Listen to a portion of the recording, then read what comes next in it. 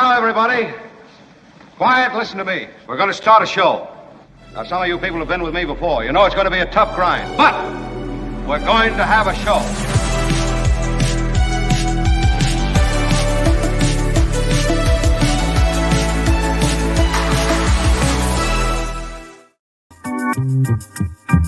And good morning. Great to have everybody here. I know everybody's just kind of filtering in like you did at the beginning of a school day. Or that you did at the beginning of a party where somebody's about to make a toast. I know. It just happens slowly. People filter in. Good morning, Kim. How are you? Kim, how are you? Yeah. Also, Tony. Tony, how are you? What up, Tony? Thanks, Tony. Yeah. So what makes you angry, Tony? What angered you? Yeah, what angered you? And don't say everything. You always say everything. Kim, there's a lot to do today. There's a lot to do today. Yes. Thanks, Tony. Is it a little Thursday on the Mark Thompson show?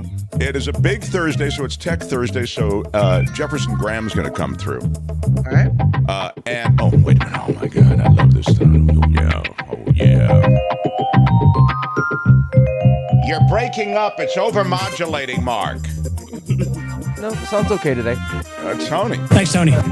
You'll appreciate this, Tony, and maybe you will too, Kim, and maybe you will, who regularly listen or check in. Tony's thing with me is that I play the music too hot. I love the music hot. I like the voice just barely getting through the music, particularly at the end of the show. So we have this back and forth, and because I'm well aware that Tony knows this stuff really well, I sort of know Tony's right, and I try to cheat toward pulling the sound back or whatever. Anyway, this is a little point, but you'll get a kick out of this. Tony will definitely appreciate this. So yesterday, we didn't have Tony. We had just Kim and glaringly myself. Obvious, yes. Yes. Well, it was glaring. It was glaringly obvious in a couple of places. Yeah. One of which was the end of the show. But that really isn't about that. That was a thing where we didn't end the show. Isn't that what happened? We ran everything. We ran the credits, all the people who contribute to the show, all the patrons, and then we didn't hit the, so that was fine. There we are back on the screen or whatever. Yeah, it was not a big deal. Kim, how are you? But Really? Oh, no, I have to watch that. Yeah, it is pretty. Well, and then he's ending the show. He says bye-bye, and I'm supposed to hit the credits, and I'm like, oh, is that me? I forgot about that. That's right. Oh, Actually, it was worse than that. Yeah, I said bye-bye, and then she never hit it. Yeah. So we had to reclose Kim, how are you? Anyway, I'm no Tony, all right? I'm no Tony. I know. It was not actually. So Courtney said that was great when she didn't hit it. It was actually even more fun because you like redid the last 20 seconds of the show. It was like take two. So she, but the other thing, and this applies to Tony, at the end of the show yesterday, because I wanted her to hear how we didn't end the show, and I wanted to say, was this, and she loved it. She said, wow, that music is really hot. She's not even a radio girl, and she knows. Right, exactly. It's not even her thing. I said, oh, Tony will love that you said that. Thanks, Tony. Yeah. I knew that's why I liked her. Yeah, she was on the same page you were. Well, I don't know what kind of day you're having, but you're probably having a better day than Alec Baldwin. We'll get to that story in a moment. Also, I'll touch on Ukraine and Crimea. I got an email about Gina Lola Brigida, or Gina Lola Brigida, however you want to say it. There is, of course, Tech Thursday. Jefferson Graham's going to be through. We'll talk about the great data scam, the big photo data scam, and I'm calling it a scam. I think it's a bit of a grift on the part of big tech. Jeff has talked about it before, and we'll revisit it again along with some other things. And because he likes to do it, he brings his guitar and we do this thing where we try to guess the theme that he's playing. So we'll have all of that as well. I mentioned Baldwin. Joe Biden is coming to California. We'll touch on that as well. And there is a major weed story, for my weed smokers. And I love my weed smokers. Where are my weed smokers at? I love my weed smokers. I love the edible. It's all good. You do what you got to do to get through it, The world can be tough on you. Isn't anybody but a weed? And once in a while, you gotta hit it. I understand. Before I begin, I'd like to acknowledge Steve Moskowitz, who is our sponsor. He is a terrific resource for you as you start a business, as you pivot a business, as you think about the future of a business. I think Steve Moskowitz is just a great person to touch base with. I think one of the things I've learned as he's been a sponsor of this show, and he's MoskowitzLLP.com. If you want to look at his website, you can reach him at 888-TAX-DEAL. I'll just mention this quickly and then we'll move on. He is a great resource not only for tax exposure and to help you minimize that, but also to help you plan a strategy for business. So much of business is taking on leases, taking on any kind of fiscal commitment that might offer options to you. Steve can help you work through those options. So he's 888-TAX-DEAL. We'll talk to him a little bit later on. Meantime, if you're here, smash that like button like a with your boss. iron rod. I mean, like a boss Smash hit it. with your iron rod. Yeah. You give me a thumbs up. It helps us in the YouTube algorithms, and, that's a good thing. So, The Mark Thompson Show. Alec Baldwin is having a rough day. He is now going to be charged with involuntary manslaughter, is the word. The shooting of Helena Hutchins on the set of Rust produced all kinds of questions, of course, right? The question was, why was the gun loaded? The question was, did he pull the trigger? He said he was not aware that the gun was loaded. In fact, he was told that there were no live rounds in the gun. Baldwin's attorney called the prosecutor's decision to charge Alec Baldwin today. This has just happened within the last hour. A terrible miscarriage of justice. This decision distorts Helena Hutchins's tragic death, represents a terrible miscarriage of justice, the attorney said. Mr. Baldwin had no reason to believe there was a live bullet in the gun or anywhere on that movie set. He relied on the professionals with whom he worked, who assured him the gun did not have live rounds. We will fight these charges and we will win, Baldwin's attorney said. What exactly are the charges filed today? Do you know? It's going to be involuntary manslaughter that he's going to be charged with. Yeah. And the other person charged will be the armorer, the person who is on the set to handle the weapons. Now, first of all, we'll touch on this with David Katz. I've already talked to David and mentioned we'd love to at least touch on it. By the way, can you, Tony, please, can you resend a link to David Katz? I want to make sure that he has it. I already sent it, and you could do that with Steve Moskowitz too, please. On it. Thank you, sir. But I wonder if David has some insights into this. We talked about what led to this. I don't know if you remember on the radio show, we had really good insider information. And somebody who's a regular viewer of this show here on YouTube, and I know you're listening across other platforms as well, but we're basically our home platform right now is YouTube. Mm-hmm. And so that's where we're live. And somebody who's a regular listener/viewer of this show is involved in that world of independent movie production. And he told me that this is quite typical. And I feel like now we broke, I think, this part of the story early on because nobody was talking about this. And now I think the media and the journalism around this is caught up. And it's essentially this. These are low budget films. Most of the money goes to the star. And then those things associated with what they call below the line costs, right? That's the crew, that's all the stuff of making the movie. Those monies are really, really thin budgets. Look at this particular situation with Rust. You didn't have an armorer and a prop person. You had them all folded together. So the person who was the prop master had to also be the armorer. You had someone who was a total rookie handling all of this. Handling the weapons is what I'm talking about. So they, I think, will reveal how little in terms of resources was done to protect the lives of those on the set. That said, let's be honest. I mean, Alec Baldwin didn't intend to kill anybody, right? So No. this is a It was an fairly accident. straightforward accident. But I also remember hearing something about the movie being so low budget that the people working on set that were in charge of props and weaponry and whatnot had to stay really far away. They had to their hotel was like an hour and a half away. There were really long days on the set. Everyone was exhausted, kind of running on empty. And so, is that negligent when you know that you need people to be really on their game and they're telling you we need more breaks, we need, to be closer to the set, and because of finances you're like, sorry, nope.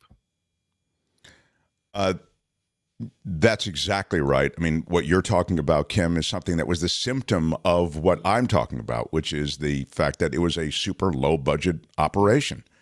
And it's an interesting question you raise, and I think it's a good one for David Katz. Legally, could you suggest that because so little money was being paid to keep these people where they needed to be, where the crew could be fresher, et cetera, they had to stay far away, and we had people, we actually resigned from the production. Remember, they actually quit because they thought those conditions were, or threatened to quit because they felt those conditions were intolerable. Could that be legally negligence? I think that's a stretch, but I don't know. And I'd love to. Please, David joins after 11 o'clock, so please remember that question because I think it's a really intriguing one. I think if you have the people that work for you telling you, we're not operating at full capacity, this is not an okay, set for us, we need to be closer, we need to have more sleep, then you have to listen. So in the thinking of negligence, it seems to fit, but I don't know. Yeah. And then the actual protocol on the set when you give an actor a weapon, I have to say honestly, I'm not sure that it's incumbent upon the actor to look at the weapon and establish whether or not the weapon is a hot gun or a cold gun, as they say, whether it's got there's no reason to have a chambered bullet in that gun, right? But is it incumbent upon the actor to look? I think the answer is no. All actors will from here on out. Sure. But the reality is that I think that's why you have an armorer on the set, don't you? It's that straightforward, I think. We have processes and protocols and standards. Thank you. That's exactly it. The process, protocol, and standard is to have the armorer on the set, an expert in weapons, If I gave you a semi-automatic handgun, could you look to see if something was in the chamber? Do you know how to do that? I don't. Right, exactly. And nor do I. But I think the armorer does, so you would have them open it. Right, but that's my point. Oh, so you're saying as an actor, as a performer on the set, you'd say, hey, I want to see this with you. Let's just make sure that there are no bullets in here. Yeah. Okay, yeah. Especially if your armorer is a newbie. Yeah. Well, they just to review, and then I'm going to move on. The gun and ammunition supplier and their founder, they were sued. Okay, so the people that got the dummy rounds from they were sued by the armorer. Okay, on the set. And the armorer is, you understand, armorer/prop master is accused of involuntary manslaughter along with culpability, essentially, in this, along with Baldwin.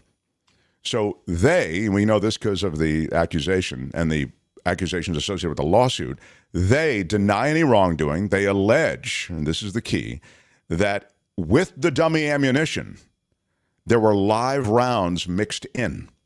Okay. I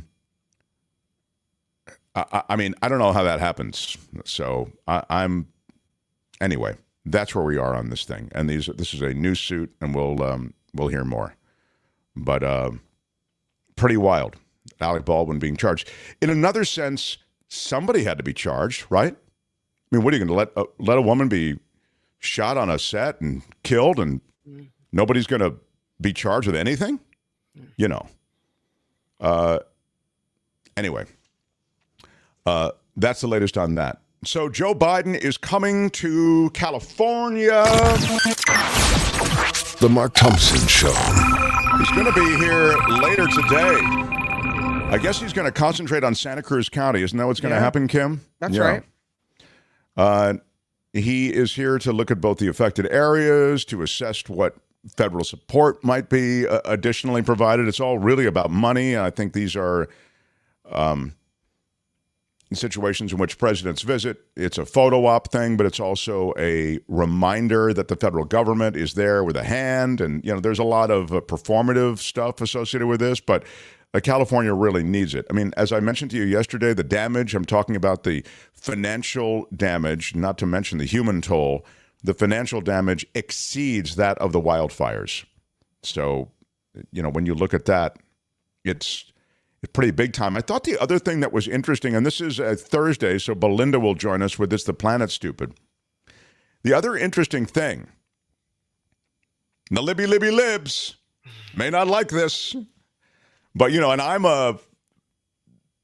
think it's indisputable that about climate change and man-made aspects to climate change, but this series of storms cannot be connected to climate change necessarily.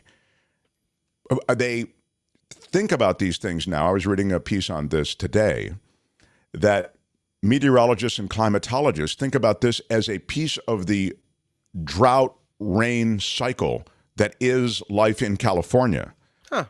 So in a way, it's a footnote to this. I kind of would suggest, okay, great, man. I'm busy, digging out of mud. But the reality is this isn't necessarily a sign of the climate. Now, the word out of Greenland is a sign of the man-accelerated climate change, right? That spiked after the Industrial Revolution. I mean, that's why I say I just don't think it's disputable. And literally 99% of the scientists who are involved in climate on Earth believe that these man-made emissions enhance and accelerate this warming of the planet. But the word out of Greenland, you saw that by the end of the century, there'll be 20-inch sea level rise as the Greenland ice shelf essentially melts. I'm not looking at it right now, just doing it from memory, but it's something on those lines. It's definitely 20 inches, but the aspects of and ripple effects of climate change are substantial. And the only thing I would just say as a footnote is that this latest round may not have been just that. So the Google searches of that dude who we featured on Mark's Murder Mystery Monday, remember his wife's body's missing, the Anna Walsh. Brian Walsh, the husband, his Google searches are pretty damning, I would say. I mean, these are the Google searches that this guy who is accused of killing his wife, Anna, these are the Google searches that prosecutors say he made in the days before. They say that he dismembered her and disposed of her remains in dumpsters around suburban Boston. Okay, now he's been charged, right? At first, she was just missing, and we talked about this, Courtney. What's that? Can you imagine, different dumpsters? Like, here, we'll put your head in here, and we'll put the arm in here, and we'll put the... Driving around town just doing that? Well, it's a dirty business, but I guess once you've killed and dismembered somebody, I mean, the dropping off different body parts places may be the easiest part of the job, He Googled how to dismember someone. He Googled all of these different Google searches that were related to clearly what he'd planned to do. I mean, otherwise I don't explain. Well, here, for example, here's a bunch. How long before a body starts to smell? How to stop a body from decomposing? 10 ways to dispose of a dead body if you really need to. How long for someone to be missing to inherit? Wow. Can you throw away body parts? What does formaldehyde do? How long does DNA last? Can identification be made on partial remains? Dismemberment and the best way to dispose of a body. These are all Google searches that this guy made. How to clean blood from a wooden floor. Oh. Luminol to detect blood. What happens when you put body parts in ammonia? Is it better to put crime scene clothes away or wash them? I mean, imagine, these are his Google searches. Brian Walsh. I'm betting right after that celebrating when you the New Google Year. how best to get rid of a body, it doesn't say dismember it and throw it in different dumpsters around town. Yeah, I'm thinking that's probably not the result that came back. Yeah, I don't know what the... They pay me a lot of money for having attitude. Okay, well, you have to have a lot of attitude for this. I would say this. There's a great documentary. By the way, I saw a documentary last night. We're in the middle of it, and I'll share it with you in a second. We really liked it. But there's a documentary called Terms and Conditions May Apply. And it's been out I interviewed the director, and he's really interesting. And he does a little sequence in the movie where he looked at somebody's Google searches, and this is a big, big thing now, especially with the surveillance state growing, and we can have a big conversation. I'd love to talk to David Katz about this, and I did mention it to him. So, cops showed up at somebody's house, and it was the house of a TV producer, I believe, a TV writer, because of Google searches that were associated with just what we're talking about, like how to dispose of a body, how to just from the list of Brian Walsh. Okay. Turns out the guy's writing a Law and Order script. Okay.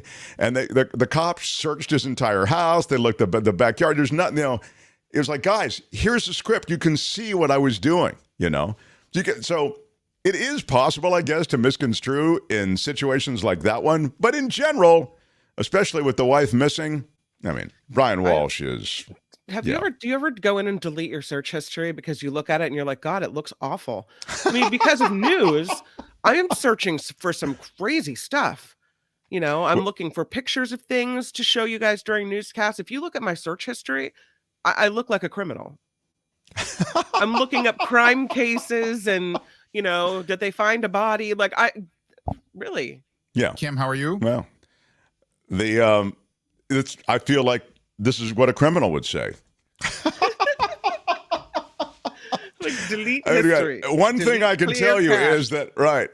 Delete. I would not ever act on any of these things. I'm just looking at these things for news purposes. That's exactly what a criminal would say. It's all for news, people. That's exactly what I think I would encourage you as your attorney to stop speaking. The Mark Thompson Show. How about that George Santos, everybody? He is my favorite drag queen. He's the gift that keeps on giving. He competed in a Brazilian beauty pageant, it's suggested, 15 years ago, at least one, as a drag queen. And let me just say this. It's the first thing about him that I actually approve of. Yeah, I really do. I think good for him, You got to get your stuff out there. Am I right, everybody? Yeah. You got to speak your spoke. Or spoke your speak. Hamanda aka ata raka deda baka sanda ata ambo osa kata rite eke banda ata rike didi ashata. Exactly. You got to do that. The embattled freshman congressman also faced calls from fellow New York Republicans to step down over fabrications about his career and history. Essentially, everything about his career and history is a fabrication. The 50-year-old Brazilian performer who uses the drag name Eula Rochard said she befriended the now congressman when he was cross-dressing in 2005 as the first gay pride parade in a suburb of Rio de Janeiro.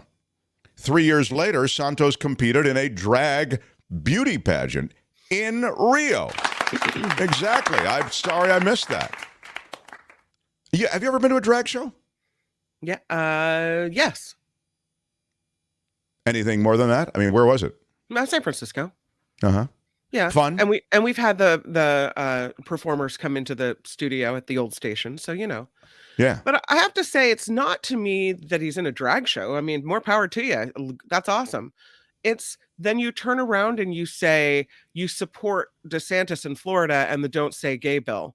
Then you turn around and say that you're openly gay, but you are not in support of all the things that would benefit gays in America. So I have a problem with the hypocrisy there. It's not Well, that he's in a drag show. It's just that he's a lying jerk. Yes, he's part of a parade, the GOP right now, that is, as you know, in the grips of the Christian right. And I know, and don't mean this as an assault against Christians at all, but I mean this kind of religiosity that has been perverted to, I'd suggest, assault those who are minorities that need defense in our culture. Among those people, the LGBTQ plus community. Anyway, they go against what Kim's saying. They go against that community in general because they say that it's harmful to kids. They go after gay teachers.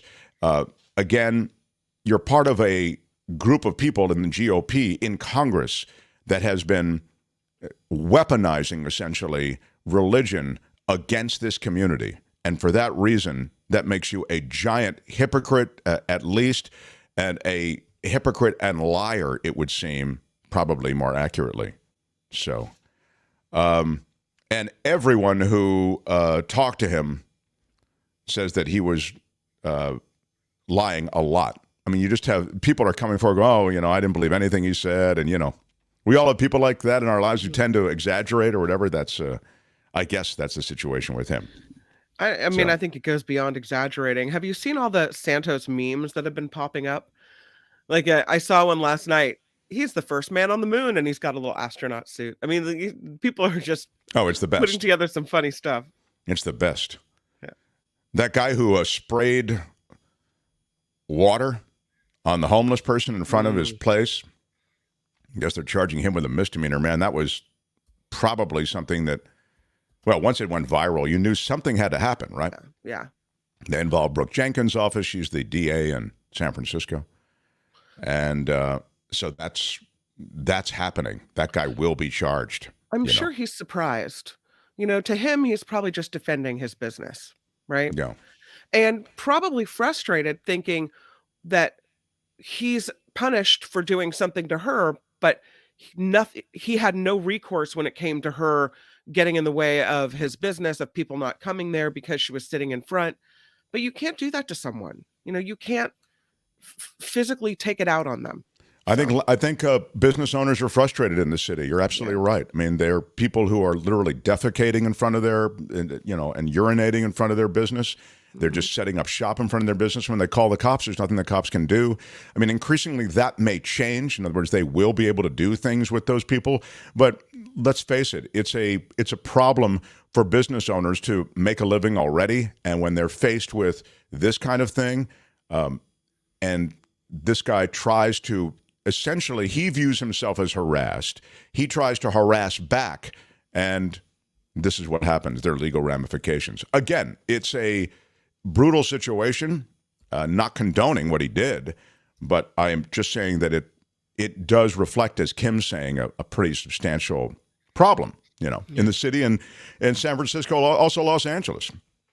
And I'd say Sacramento, too, is starting to sneak up with the same sorts of issues. So smash the like button like a boss. Let's talk to with your iron rod. I want to talk to Steve Moskowitz The Mark right Thompson now. Show.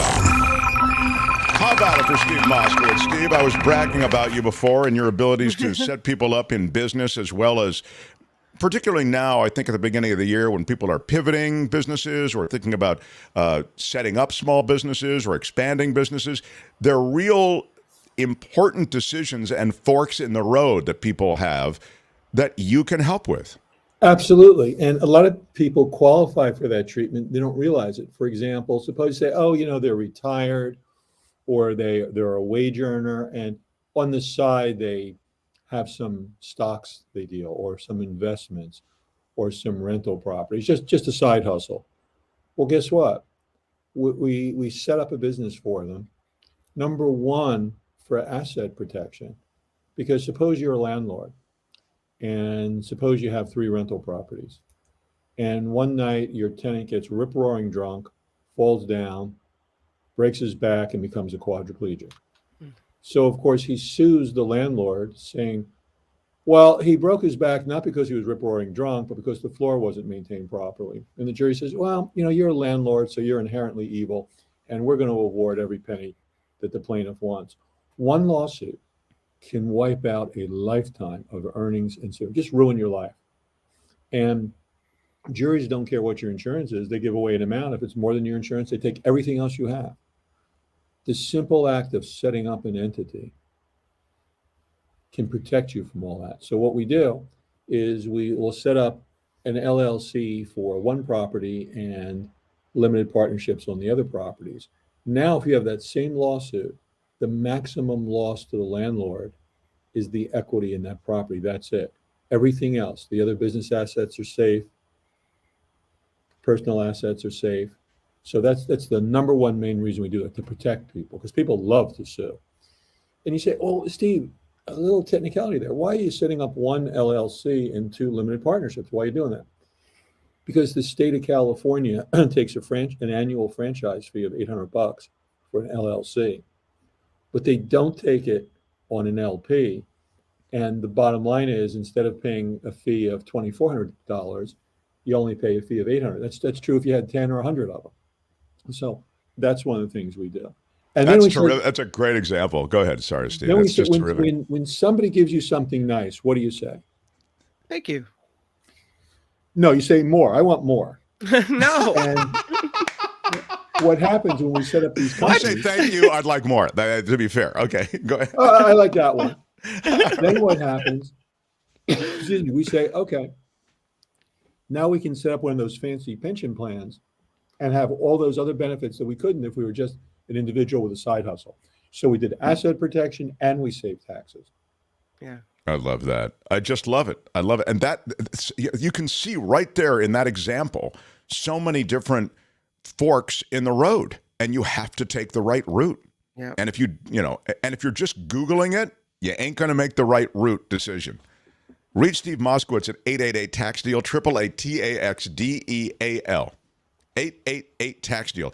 Anywhere in the country where you are setting up a small business or you have taxes to file or to prep, reach Steve, 888-TAX-DEAL. You can also reach him online, MoskowitzLLP.com, MoskowitZ, MoskowitzLLP.com. Steve, we'll talk next hour. Thanks, my friend. Thanks, Mark. Thanks, Ken. All right, Steve Moskowitz, everybody. Yeah. The Mark Thompson Show. Wow. What do you want to do? We want news? You want we Jefferson have a fork Graham? in the road. What do you want? I'll go with whatever you say.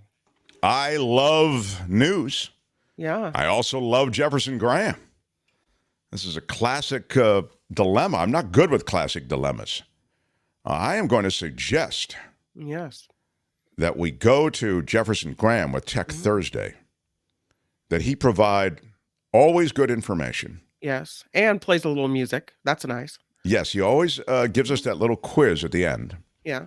And then we really break for your news a little bit early so we can get it all in. And then we have David Katz to lead off the second hour. We'll touch on the Baldwin thing. There are also a lot of other things I want to touch on, surveillance, and they're looking at expanding mass surveillance, and I want to talk about the legality of that. And then Belinda Waymouth with It's a Planet Stupid in the next hour as well. So I say, just to review, we go to Jeff and then we go to you top of the next hour. Are you good with that? I think that's reasonable. Okay. Kim, how are you? All right. And then when do we acknowledge everybody who's supporting this show?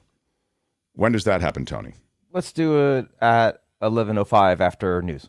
Okay. Thanks, Tony. All right. That is the latest. Meantime, smash that like button like a boss. Smash it with your iron rod. Take your iron rod and smash that like button. Let's get it on. Come on. The Mark Thompson Show. Put it together for my boyfriend. Yeah, he's Jefferson Graham. Come on. Smashing it. Smash it. He supports this show. He's a patron of this show. He is someone who I'm in touch with constantly because he, as you know, was the longtime tech editor for USA Today. He left USA Today, really to speak to his real love, I guess, or at least to, I think he loved technology, but you do love photography, and your stuff with photography is just magnificent, and you shared so much with us and will continue to. But you give us stuff we need to do on the show as we try to begin this YouTube journey. Like, I'll tell you a secret. Jefferson Graham, he said, hey, man, you need something at the end of your videos that says, hey, you like this video? You know, there's more like it, right? So he said, you need to put that on there. I said, well, I don't know. He said, I'll shoot it for you. It takes 30 seconds. I'll shoot it for you. So he comes to me, and he shoots this thing. And, you know, when Jefferson Graham shoots something, it's like he's shooting it for like a wedding album. He's like, why would you like this? And I want you to turn your body like that. It's like, really, I feel like it was a model shoot. But now that's there because of Jefferson Graham. So thank you, sir. Appreciate that. Yeah, happy to help. Yeah. You're a fun subject.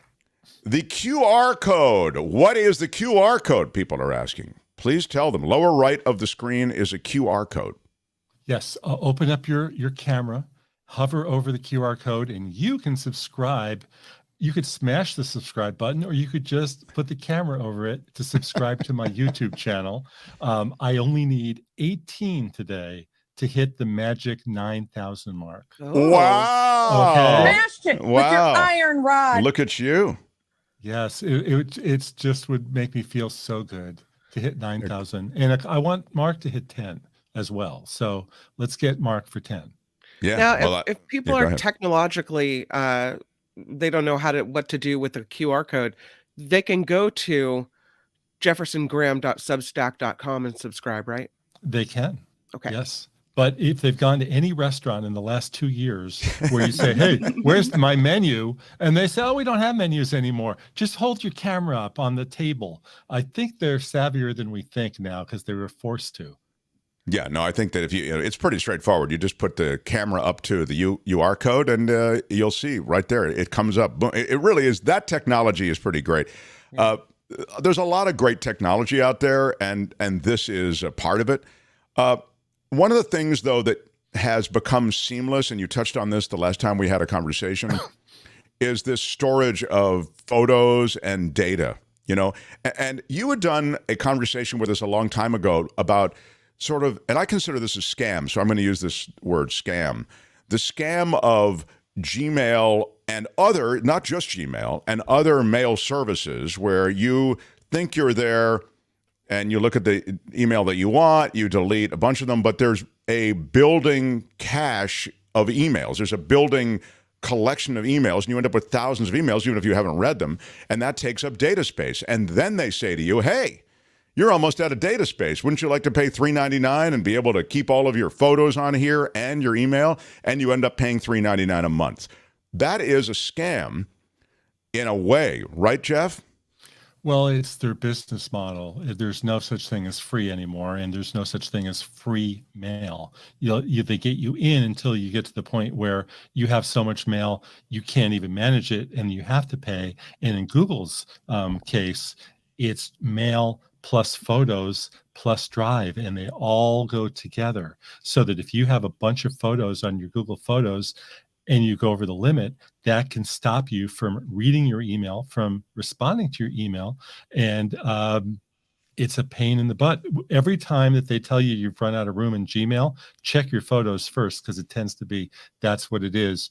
I had the most current edition of the newsletter. I have a link to where to go to check the size of your attachments in Gmail that is incredibly helpful. And so anybody who goes there today on Thursday, it's the latest newsletter, and look for the Gmail section. You got great stuff on that newsletter. I recommend it. And well, obviously we recommend it every time you visit. The other thing you sort of were suggesting is that there are other places to put your photos. And I just want to review this quickly because I think it's very important. I did get some emails on this where you're not going to be subjected to the whimsy of big tech as to whether or not your data survives. We have to deal with the demonetization or something, an AI misunderstanding something. It happened just yesterday, okay? And if they misunderstand something, you end up with no longer having any access to your photos. It can happen. So you had suggestions in that area as to where to park photos where you weren't necessarily going to be victimized by that. Well, my number one recommendation is to have them there and also have them here. Have them in both places. Do not put all your eggs in one basket. You can put them on Google and that's fine, but you should also be looking at buying some hard drives and having them stored locally as well. There's a service called Mylio that works with your hard drive to give you the same online access to your photos and videos as you get from big tech without the problems of big tech. You know, Google, the famous story last year about the guy who his kid was having a groin issue and the doctor said, take a picture of it. He sent it to him and then Google banned him because they said that he was a child molester. Oh. Right, that's exactly what I'm talking about. So this whole idea, like somebody on the chat said, just buy more Google storage, dude. It's not expensive. Yeah, but that's why. He just explained it to you why. It's not that it's expensive, although, you know, why should you pay for it? It's just one more. But it's a business model. But it's because the AI misunderstands what's going on. And you try to get back your pictures. Good luck. Yeah, it won't happen. I heard a story last week about a couple that's getting divorced and they shared their photos on Amazon and he locked her out and wouldn't let her get any of her pictures, and all of her pictures, that's all they were. All of her pictures were on Amazon Prime. And now what does she do? So I'm urging everybody watching right now and listening to take action, take their photos back. You can store them online as well, but have another copy. I did hear from one of the viewers saying, well, you said not to put them online. No, that's not what I said. I said have them in both places. Mm-hmm. Yeah. Right. And if you have a hard drive, somebody's suggesting a hard drive, that's a great way to go, of course. Multiple hard drives. Hard drives. You can buy probably about a 10 terabyte drive for $200 and get 2 of them. Or you can buy a smaller storage if you don't take as many pictures as I do. But the drives are not that expensive and they're definitely worth having on your desk. Always have 2 at least, because one of them will fail at one point. So you want to have double backup. I have so many hard drives, tons of them. And Kim, I can't find the cords that connect to the. I mean, I have all these drives basket everywhere. Of cords. I have no idea what cord goes to what thing. Mark, if you have an old drive that you can't find the cord to, it's not gonna. We can find the cord. All you gotta do, take a picture of it, show it to me. I'll get you the cord. Okay. No, I'm with Kim. I've got a basket full of cords. That would be a good little party. It's the cord hard drive party. You know, you have a bunch of cords. I also have a bunch of cords and things for other things to charge cameras and all the rest, and they all just end up in that same basket. Is that in 2023, you buy a hard drive, the cords are generic. They tend to be all USB-C to USB-C. Okay. Yeah. And we did the whole cord thing last time, and we'll do it again. So, but not today. What else? Yeah, did you see Goose Mama's comment? Yeah. My goodness, just tuning in, and guess who just bought storage on Google yesterday? Great. We'll buy a hard drive as well. Apple introduced, speaking of news, Apple introduced a whole bunch of new products this week, several new computers and a new speaker. The computers are so expensive. It's not funny. They must know what they're doing, but the lowest price computer right now from Apple is $999. That's before you goose it with all the upgrades, and it goes into the 4s and 5s and 6,000s. The computer that I bought 1 year ago in January, 16-inch MacBook that I maxed out at $2,000, today would be $3,499, $3,500. Wow. That is a ridiculous amount of money. They're claiming they've invented this new chip and it's so much faster. It's so much faster. And to which I say, that's great. I don't think that most people really care. Most people don't care. They want a $999 MacBook Air. That's what they want. But I'm not a marketing genius. I don't own I don't have 1,000 stores. So what do I know? Now, Mark, you have a classic Mac behind you.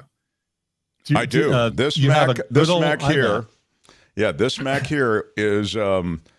I can't throw it away because I think it's so pretty. It's like a little piece. It's like a museum piece. That's why I have it back here. What do you pay for it, Mark? I have no memory. Too much. I remember I've been paying too much for Apple products since they started coming out. How much were they? Do you remember? I bet they were $500, $600, $700. Yeah. They were great computers. Now you can still buy an iMac starting at $16.99. $16.99. Wow. Okay. Do you remember when they were? I mean, they were $1,000. They were $900. And that, when I just told you $16.99, that's before the extra RAM and extra stuff. And the iMac is a thing that sits on your desktop. Mm-hmm. Yeah. So it's not a PowerBook. It's not portable. No, it's not portable. Right. They have a Mac Mini now that's $599, but the one with the super duper chip is $12.99. Do you remember the Newton? So, that was a little device. It was like a pad, Pilot, right? It was a pad like a Palm Pilot, but a little bit bigger. It looks like an iPad, a little bit, like the size of an iPad, of a smaller iPad, and you could write on it.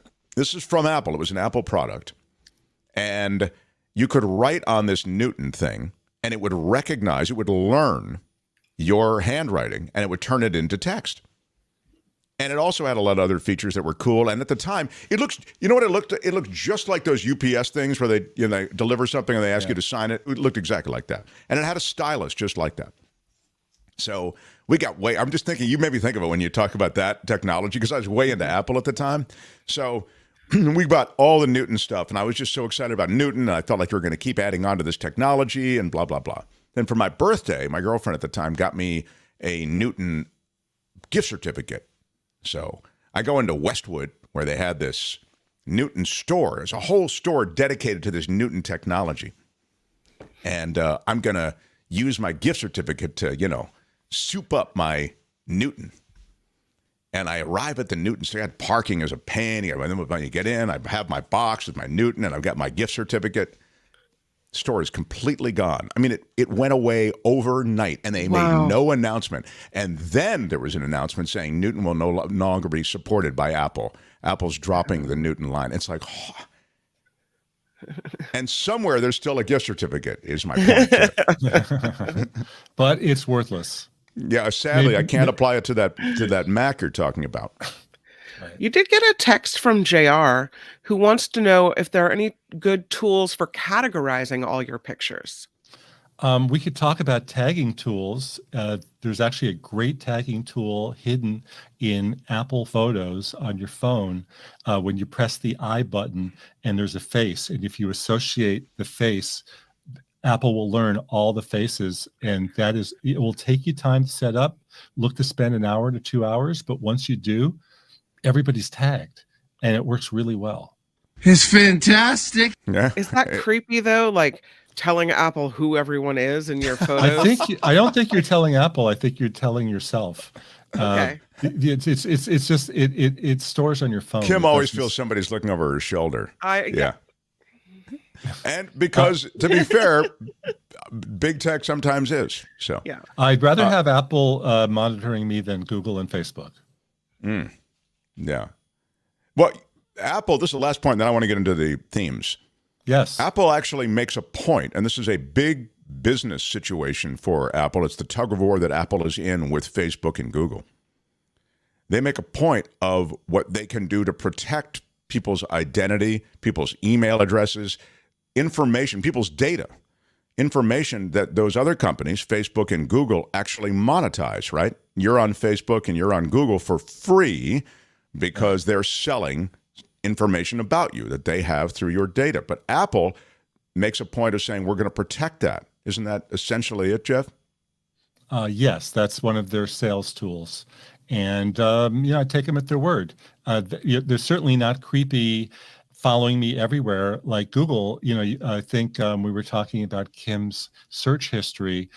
I opened up Maps one day, and it said, you're at a Chevron station in San Luis Obispo. You were last here 3 months ago, and you paid $3.69 for gas. And you spent 10 minutes here, and then you drove to the Inn on the Creek in Morro Bay, and then you went here. And I was like, I can't believe this, you know? And I got in touch with Google. They said, well, you opted in for this. And I said, no, I didn't. There's a reason that this place is fun. Right. It's fun to give up that info. What did they, you're saying that even if you don't opt in for it, it's still there? They automatically opt you in when you pick up some service. I don't remember which one it is, but if they say, well, do you want this? And if you say no, then you don't get tracked. If you agree to the service, they'll start tracking you, but they won't say, by the way, when you click this button, we're going to monitor everything you do. I think you know what the problem is just as well as I do. Yeah, exactly. All right, it's time. Don't even think about putting body parts in dumpsters because they know exactly where you were and when. Okay? Everything is going extremely well. Yeah.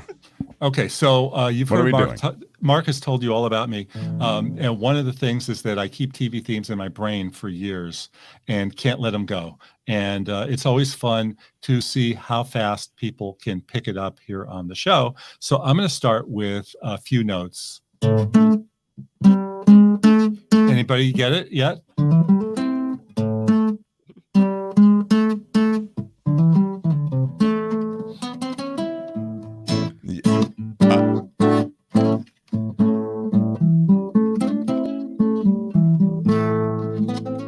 I know the theme, but now I'm just trying to think of the show. Really? Yeah.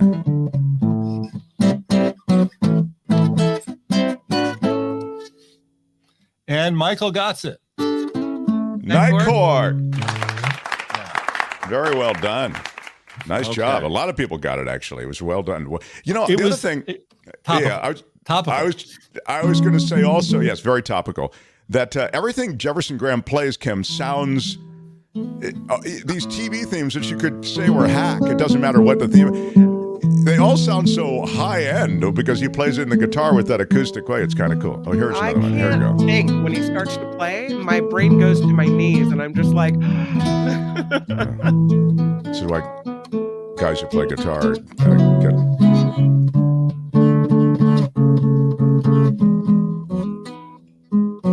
Friends, says Michael in Fairfax. Yes. Friends, says Gilbert. Okay. Ron says Friends. Very good. Nice.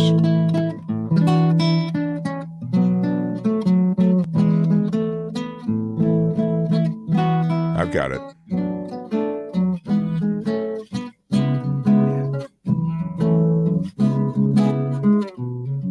Everybody's got to have this. Come on, guys. Yeah. Where's the guy? There it is. Cheers. Yeah, you got it.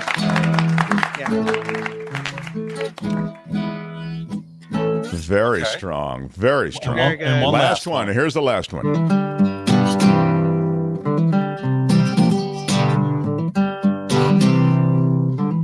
I love this. One of my favorite shows, too.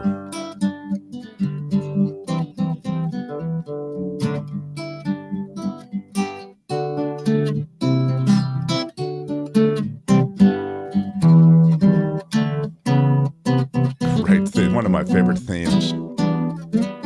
Yeah. John's got it. Yeah, I'm sorry to have it. Rockford Files. Come on.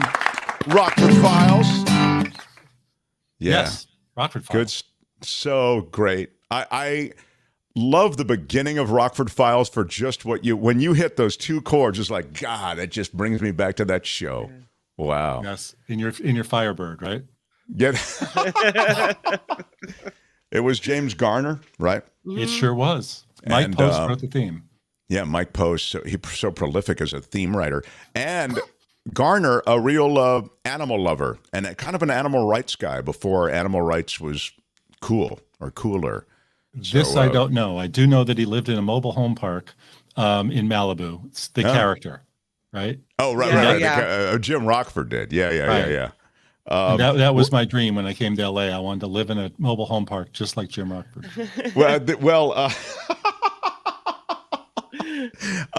You know who loved the Rockford Files? KGO fans?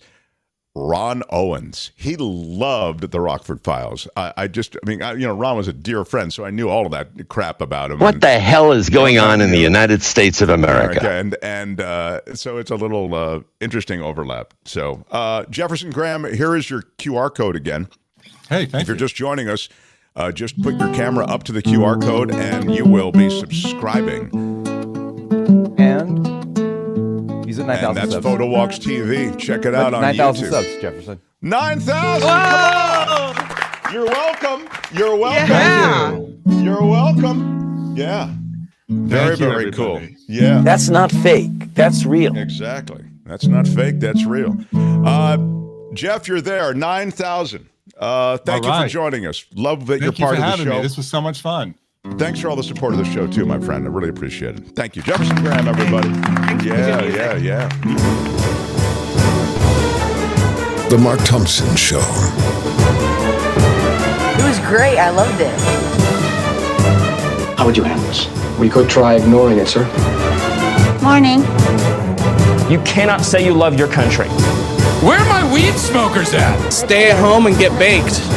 All right, everybody. We have got a full hour for you still to come. I'm very excited. I've talked to David Katz, the former assistant U.S. attorney. We'll talk to him about many things. I try to maybe touch on the Alec Baldwin thing. I also want to touch on the fact that Rupert Murdoch is being deposed today, probably right now, in the case against Fox for defamation. That's on that Dominion voting systems case, so we may touch on that as well. I also want to ask him about a whole bunch of other things, mass surveillance, the latest revelations in Trump world, etc. So we've got a lot to do. But before that, smash the like button like a boss. Give us a thumbs up. Smashed it If with you your are watching iron and replay, hit us with a thumbs up. It is free, and it means so much. And as I always tell you, we are a crowd-funded show. I haven't hit you for money through this entire first hour, but I do have to mention that that's the way we stay on the air, with your generosity. So because you're the crowd and we are crowd-funded, we need you to help out if you possibly can. Many of you have been so generous, and we try to acknowledge you in all the ways we can. And really, that is the mother's milk of this show, this community that's built around it. So thank you. Kim's News next, and then David Katz on The Mark Thompson Show. Right on. The Mark Thompson Show.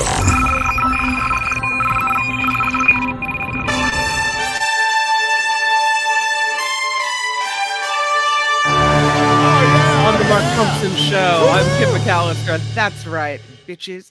This report sponsored by tax attorney Steve Moskowitz at 888 Tax Deal. Let's go ahead and start it all off with the visit today by President Biden, who's coming to California after declaring a state of emergency here. He will tour storm damage along the Central Coast. He'll meet with business owners and others impacted the most. Santa Cruz County, among the hardest areas hit, suffering at least $100 million in damages. And that is where Capitola, the popular seaside town, saw part of its wharf just collapse right into the ocean. You can see that here. And so it looks like the president will be talking about his commitment to helping with recovery in Santa Cruz and elsewhere with money from the federal government. So that's the good part. No reports of damage following an earthquake happened here in California this morning. This is in Gilroy, just south of Gilroy, actually. According to the U.S. Geological Survey, that quake was a 3.8. Initially, it came in as a 3.9. Hit at about 9:15 this morning. No reports of any major damage or injury. 600 landslides in less than 3 weeks. That is what California has really been dealing with during an especially wet winter caused by 9 atmospheric rivers. A new geological survey map shows the Bay Area and the central part of our state slammed by most of those landslides. Southern California had its share. The Montecito area near Santa Barbara had to be evacuated. It's a picture of a landslide in the Berkeley area. Well, it turns out that Americans could be stuck with even higher credit card bills and loan payments. This after JP Morgan Chase CEO Jamie Dimon predicted interest rates will keep rising as the Fed tries to slow inflation. Diamond telling CNBC rates could top 5%. Health experts disputing data that some high-profile heart problems are possibly connected to COVID shots. Texas A&M's Dr. Gerald Parker taking issue with claims that more than 1,500 athletes have suffered cardiac arrest since COVID vaccination started. He said the real culprit is the COVID infection itself, which studies have shown can trigger heart issues. Very important to remember. That is one of the biggest problems, is this distinguishing between what's the vaccine and what was actually the virus. You know, it seems indisputable again that there is some cardiac involvement as a result of COVID, and we knew that already. Whether or not there is with the vaccine, I feel as though it's all washed together. This data is going to be very hard to segregate such that you can really evaluate it, don't you think? Doctors are saying no. Doctors are saying it's COVID. It's not the vaccine, it's COVID itself. And of course, you know, even if you've been vaccinated, you can get COVID, but they're refuting claims that the vaccine has any link to the cardiac situation at all. That's not fake. That's real. Okay. All right. Trusting doctors instead of people on Facebook. I don't know. I'm just saying. Former president says, You do not know what you are talking about. You're probably right. I don't really. Okay, go ahead, Kim. Former President Trump says he'll make a big political speech at his Miami hotel and resort today. Oh, I love it when he makes big political speeches. Big deal. Do you know who I am? The former president also promising many giant rallies and other events for his supporters. I love the giant rallies. There's never been anything like this. Oh, it's very exciting. I'm getting jazzed, if I can say that. He's rolling out his 2024 presidential campaign with the rallies and the big speeches. So it's not exactly clear when Trump plans to speak, but when he does, it's going to be huge. You never know when, you know, he's going to speak and then they try to take over the government. Oh my God. Awesome. Yeah. Get that coup started after the next speech. Usually we don't celebrate everybody and their brother's birthday here on the Mark Thompson Show, but you know what? Dolly, who put money toward the COVID vaccine. Dolly, who helps kids across America learn to read and have a love of literature. The Grand Ole Opry celebrating Dolly Parton's birthday. The iconic singer-songwriter turns 77 today. A 77-hour celebration includes Dolly Parton cupcakes, a giant birthday card for guests to sign at the Grand Ole Opry. Happy birthday, Dolly Parton. Oh, that's terrific. She is great. Yeah. She's pretty awesome. I love her. North Carolina Distillery is planning to, I put this story in here just for you, Mark, planning to celebrate a bourbon they say is truly out of this world. Mystic Farm and Distillery says it wants to send 5 barrels of its Mystic Galactic whiskey into orbit for 1 year of additional aging. The business is working with SpaceX, Inversion Space, and other companies to help finance, design, and test the launch. Hey, you already know how expensive this whiskey is going to be, right? Buyers can put down a $75,000 deposit for one of the roughly 1,300 bottles before they're sold for market price. This will be the first commercial product ever to be manufactured in space. Oh, my God. So they're going to manufacture this liquor in space. Yeah. Wow. That's great. But that doesn't mean that it's a good thing. No, it's not. I think it might be. It's interesting where our priority. I mean, that's definitely a stunt, right? I don't know what. I don't know. I mean, will it taste different? It's aged for a year in space, so I don't know what the atmosphere does to it, and maybe it tastes all spacey. Yeah. I don't know. All I can tell you is you do not know what you are talking about. Right. It could be good. Maybe that was part of the pitch. Guys, it'll taste all spacey. It'll be great. It'll taste spacey. Yeah. They should just hire me. I'll write your spots for you. Yeah. This report sponsored by tax attorney Steve Moskowitz. For more than 30 years, Steve has put his tax knowledge to work for individuals and businesses. It doesn't matter what you got. Steve can handle it. You call him at 888-TAX-DEAL or at moskowitzllp.com. I'm Kim McAllister on The Mark Thompson Show. They had to close down an entire radio station to silence him. And now, he's here. Ladies and gentlemen, Mark Thompson.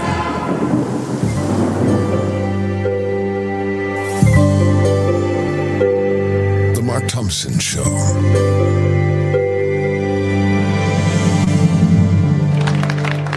What up, everybody? It is our Big Thursday show. And I'll tell you, I like our Big Thursday show because I get to talk to David Katz on the one hand. I get to talk to Jefferson Graham on the other hand. We just did that. And I get to talk to Belinda Waymouth about the planet and stuff going on the planet on the other hand. That's three hands. So I'm waiting on the second hand, which is David Katz. And, you know, it's funny because David emailed me several times, so I know he wants to come on. But sometimes getting him on can be problematic. Sometimes when you don't think there's going to be an issue getting him on, it can be the day with the most issues getting him on. Sometimes when you think it's going to be the most issues getting him on, he actually comes on without any issues at all. So we have no way to anticipate it. But anyway, in the meantime, I'll ask you, Tony, who I think you're trying to reach David right now. What's the situation, sir? I'm just trying to find his phone number right now. Okay. Thanks, Tony. We're working on Things are being done. We're working on it. Okay. And you want another story? Totally on fire yet. Yeah. No. It's fine. I wanted to see if he has not sent me any kind of I have another body dumping story I could tell you. Well, I do want to acknowledge an email first. I just got an email. Okay, so I've received a lot of positive letters. Yeah, you can do contributions as well if you want. Oh, yeah, good. We'll do contributions in this email. Bill Mann, who is the longtime writer, media critic, really terrific, brilliant guy I've mentioned before and supporter of the show. He says, Mark, you may want to apologize to your listeners for the ads.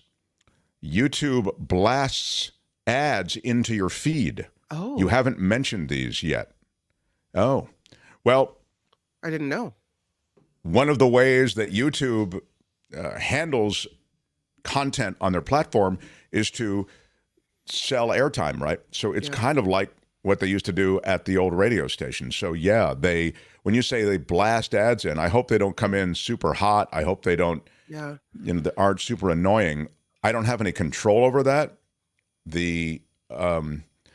I can tell you, and this is probably no consolation to you if you're having to sit through an ad, but we don't get a lot of that money. I mean, we are monetized, so we get a little smidgen of it.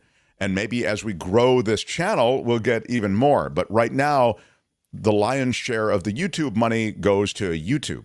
We get a little smidge, though, and that is how they monetize this platform. You can pay, I think it's $9.99 for YouTube Premium, something like that, whatever they call it, their version. I think it's called YouTube Premium, but it might be something else. Then you got no ads. That's cool. But you're paying a monthly to not get ads, so you have that option also. Yeah. But sorry about that, Bill and everybody else. YouTube ads are irritating, says Knit1 Pearl 1, but they can make money for the channel. I let them run for some channels like this one. Oh, that's nice. Oh, it's kind of really like nice. Yeah, her way of saying, hey, I wonder, like, if you get to that point where it says skip ad, and you click on that, does then YouTube not get the whole, chunk of money for that ad? How does that work? It works like this. Yes, if people don't watch the entire ad, right, they don't get quite as much, I think. And then the channel also doesn't get quite as much. That's why Knit1 Pearl 1 says, I let the ads play for some certain channels like this one. That's her way of saying, hey, because I know you get more if I let the ad play all the way through. Right. It's true. I mean, I think our audience knows more about this YouTube platform than I do sometimes. Yeah. But anyway, it is what it is, says that. That's what it is. It's bad when you get... There are two things where things aren't great. It is what it is one of them. And what's the other one? When people say it's all good. No, it's all good. It isn't. How come people only say it's all good when things are really bad, right? You've just been screwed out of whatever it is. Yeah, it's all good, man. You hear athletes saying, it's all good. Well, you don't think that was a cheap shot, knocked you out of the game, possibly ended your career? Hey, man, it's all good. You know, out there, a lot of stuff happens. All right. Yeah, this is funny. Might be my favorite message of the day on the ads. JR says, still way better than Cars for Kids. Ain't that the truth? You know, it's funny. There was one Cars for Kids spot that I kind of liked. There was one arrangement of the song that I liked. It was like a rock and roll arrangement that I thought was pretty good. But the Cars for Kids voice used to remind me of Ray Taliaferro, who was an overnight KGO guy for a really long time. But this is what I would do when the Cars for Kids ad came on in my ear, and I had to, be waiting. I take off my headphones and throw them down in disgust. I can't do it. That's brilliant. I love it. Sorry. Well, got a little. Yeah, no, I thought it was quite well done. A little upset there. Eric says, what about radio or Spotify? He was asking. Yeah, I just want to answer that question, then we'll do some acknowledgments. Yeah. Radio or Spotify, I watch every day, but I'm getting ready and working, so I stream you again on iHeart. Do you get credit? Honestly, I don't know what we get credit. We get small amounts on. It's like 2 cents or something. Some it's of the something streaming services. Pitifully low, but because we know people like to listen via podcast, we're on almost all podcast platforms. Apple, Google, Spotify. You can find the Mark Thompson Show anywhere. It's true, and it's not the way we make the most money or much money at all, really, to be honest, but it's still the way to get out there and stay connected to you, which is important to us. So there are things going on here besides just the money, but the money is honestly how we can remain on the air. So let's do some acknowledgments, Tony.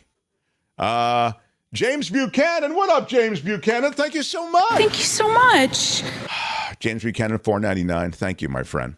Every little bit helps. It is true. And Northside Service Company, when I need service, and I'm on the north side, who do you think I choose? Big shout out. Appliances, applauses to all of you for your dedication to the show. Mark, what's your favorite brand of rum? That's a great question. I don't even know that I can answer that question in this moment. But I will give you another Big Dan Ashley shout out. Yes, I'll think about that Northside Service Company. I mean, really? Well, I think that Northside Service Company is just their mothership. Yeah. They can probably provide service anywhere. Yeah. South side, east side, west side. It's all good. Northside Service Company can. All good. Spencer Jaffe, $20. Sorry for not giving. I was broke and unemployed. Lined up a job going to Peru for my father's 99th birthday. Wow. Awesome. Go Niners. There's a lot of great there. I love it. Well, thank you so much. Thank you very much. And that's $20. Thank you. And there it is with a super sticker, too. Is that... Tony, are those two back to back? That's awesome. Love it. Thank you very much. I'm going to give you the thank you. Thank you, Spencer. Really cool. Congratulations to your dad, 99th birthday. Jim Slayton with the $4.99 super sticker. Thank you. Thank you so much. Thank you so much, Jim. And thank you, everyone who has contributed today. Gail Guthrie, good luck to our San Francisco 49ers. Right on. Big Dan Ashley shout out. Big shout out. Yeah. So right. Candace Weatherman, $9.99 for the super sticker. Candace, Big Dan Ashley shout out. And thank you very much. And thank you. Thank you very much, everybody. So appreciate that. $9.99. Holy moly. Wow. 99 years. Yeah. Mindy Lee. Unreal. So congratulations. Kaloa rum is amazing, says Jeff.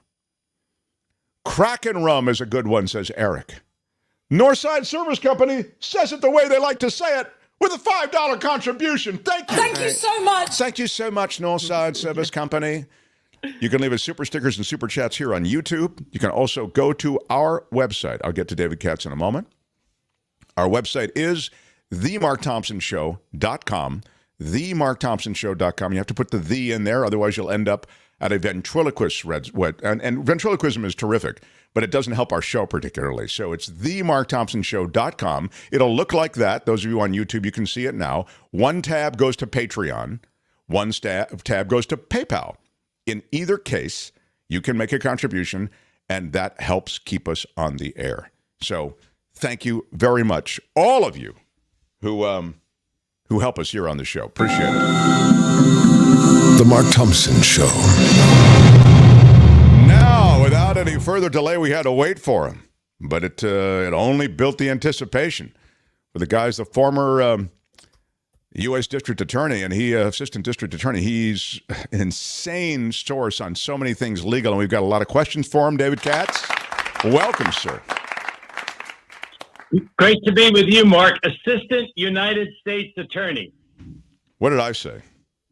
Not that. District Attorney. Assistant Attorney. That's in state court.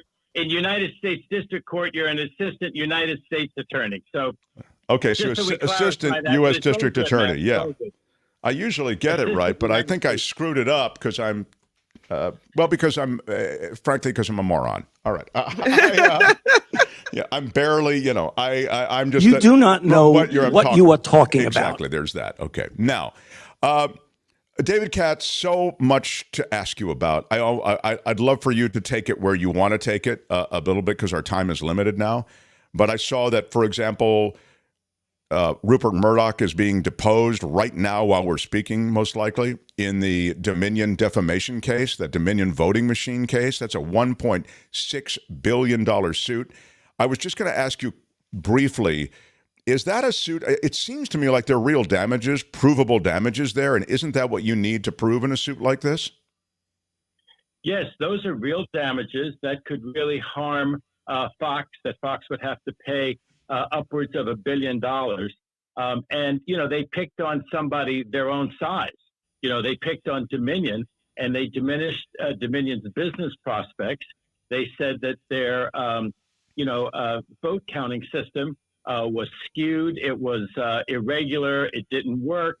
That when you voted for Trump, it cast a ballot for Biden. Of course, the irony was that all the senators and representatives and governors who won Republican races didn't seem to skew the vote for any of them. It didn't seem to cast any votes for their rival, only for Trump. And the reality was that Trump performed about 5 or 6 percentage points worse than, let's say, the fellow running for governor in Georgia and people running in other states. He just was a failed candidate. He was a loser. People didn't like him. They thought he'd been a terrible president. They thought he'd mismanaged the pandemic. But Fox put a lot of the blame on this Dominion system, and they defamed them in the opinion of Dominion and an awful lot of people. And as I say, Dominion was a big boy who could hire very good lawyers and could pursue the lawsuit, could take depositions. The average person tries to fight Fox. They get ground down. Our federal courts are supposed to stand up for the little guy. But a lot of times, those of us who practice in the federal courts a lot kind of roll our eyes as we see decision after decision for the big guy, for the government, and for the big corporation. But this was another big corporation that could take on Fox. And they've taken the depositions now, Mark, of, Sean Hannity, other presenters like that. Hannity said, I didn't believe a word of it.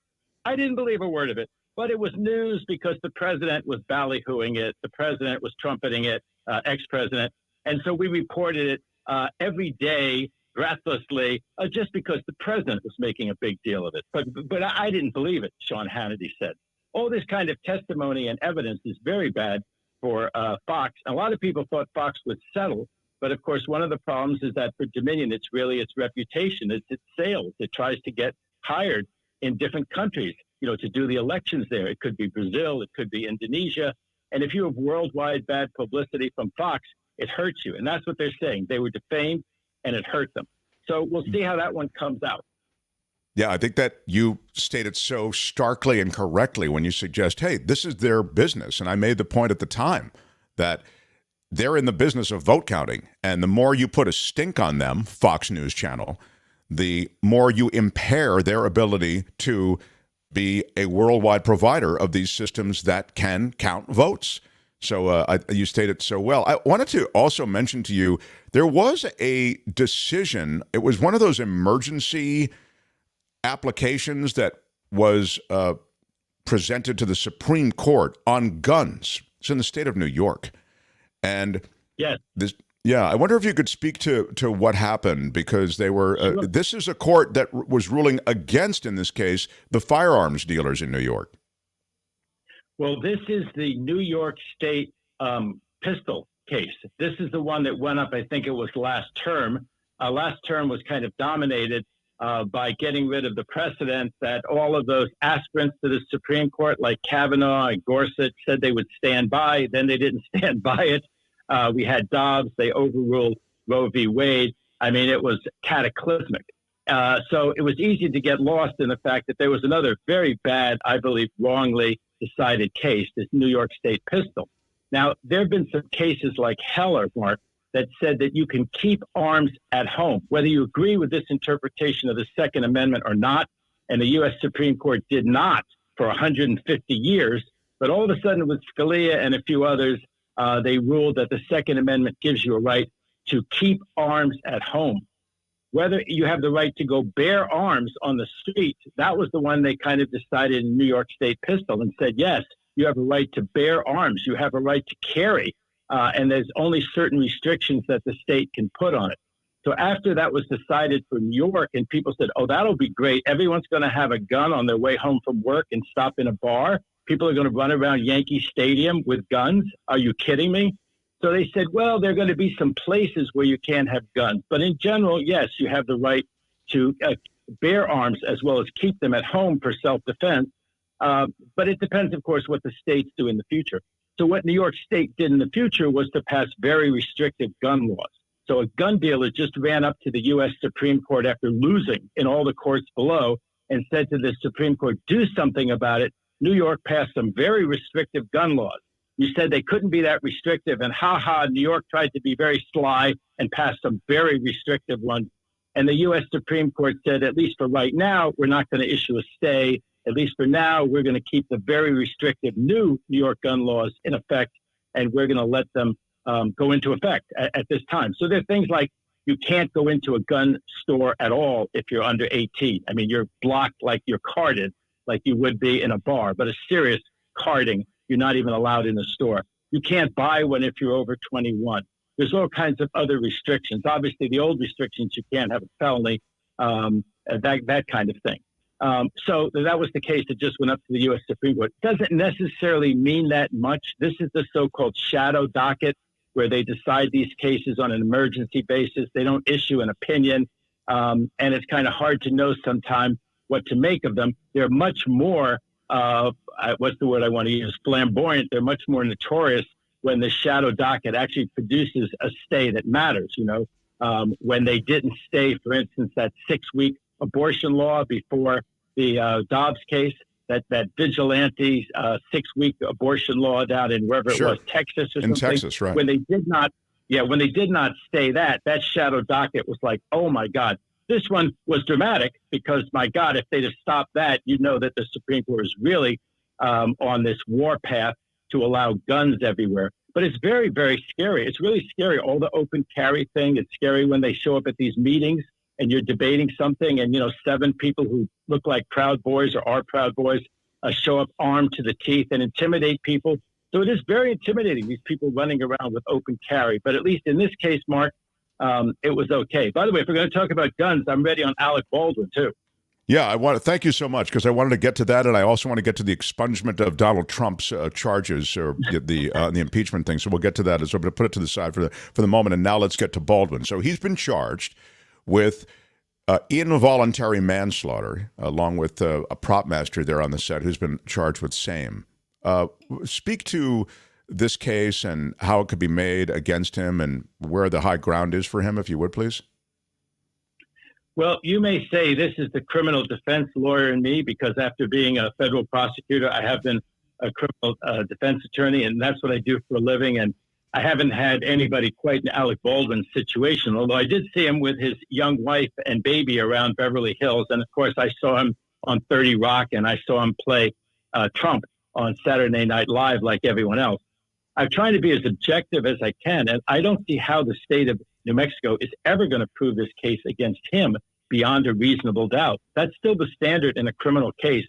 And when people say, how come Trump hasn't been charged with this or that or the other thing, I always remind them, whether I'm on with Pat Thurston or you or whoever, that, they have to prove the case beyond a reasonable doubt to the satisfaction of all 12 jurors. And that's why I think that Baldwin will not be convicted of this.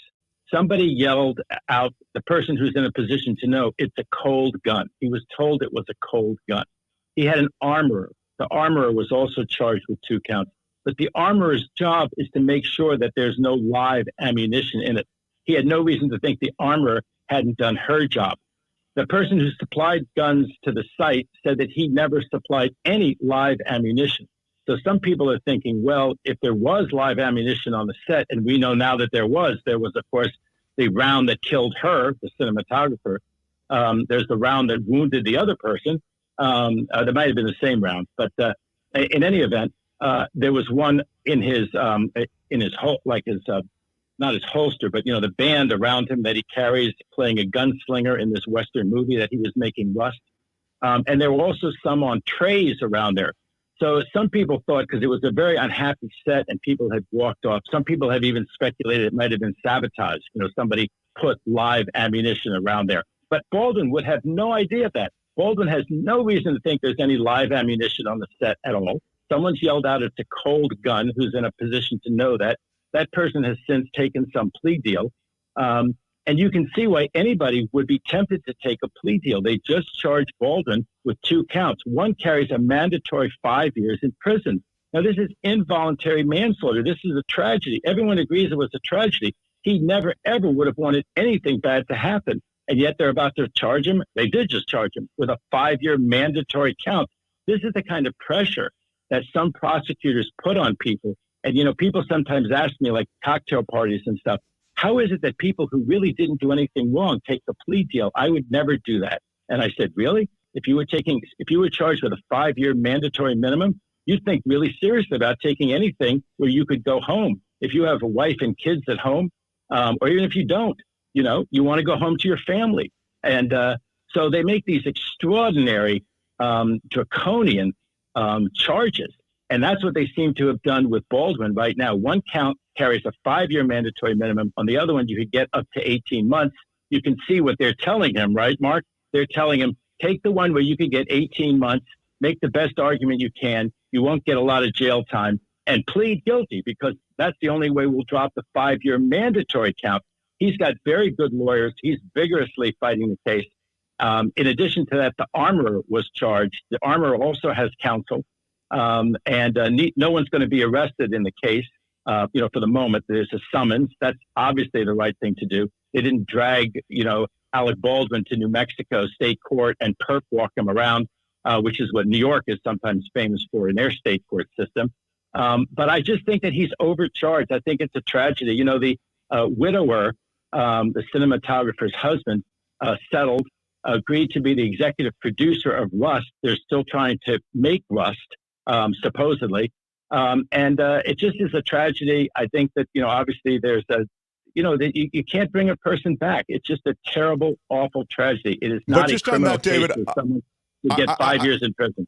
Yeah, I just want to ask you, though, and this is a legit, just curiosity, because we were kicking it around knowing that we were going to have a chance to chat with you.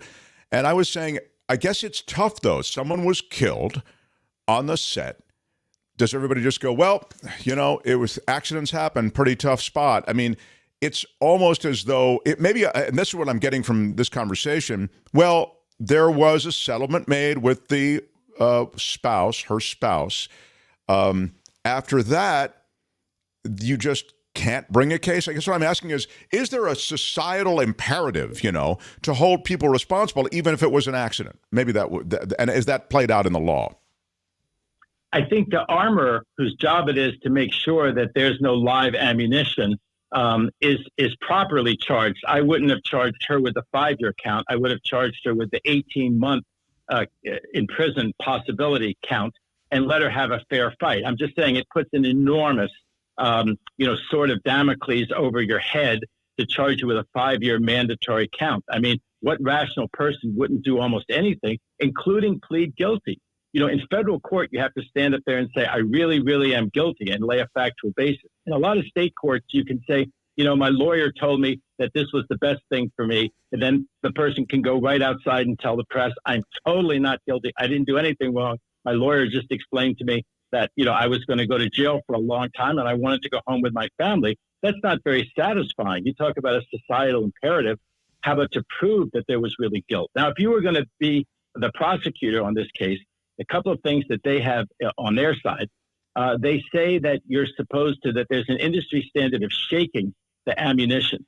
And if you actually shake the dummy bullet, because it doesn't have gunpowder in it, it will sound different, right? It won't make that gunpowder inside sound. And so every single bullet should be shaken. And if you're the actor, whether it's your job or not, whether it's your duty or not, you should take the extra precaution. But I think that Baldwin will have witnesses who'll say, I made a Western, I shot a gun in the Western, and I did not shake or see anybody shake it. That's somebody else's job to go shake every dummy bullet that I shoot and they shoot these scenes over and over again. So I don't know if they're going to be able to prove, again, beyond a reasonable doubt that he did something wrong there. They say the other thing is that he doesn't recall pulling the trigger. He thinks he just pulled the hammer back in some way that made the gun go off. An FBI expert has examined it. That's apparently what they've been doing for many of the last few months, having this expert examination done. And an FBI expert's prepared to say that no, the trigger was pulled. But, this all happens so fast. If they're going to try to prove Alec Baldwin guilty because he misremembered that, it's an important detail, but that he misremembered that, to me, it just doesn't add up. And as to your question, Mark, that terrible accidents happen, terrible accidents happen. I don't know. You're too young to remember the Twilight Zone case, but that was one of the big cases back in the 80s. And some people died in shooting the Twilight Zone. I think some people were convicted.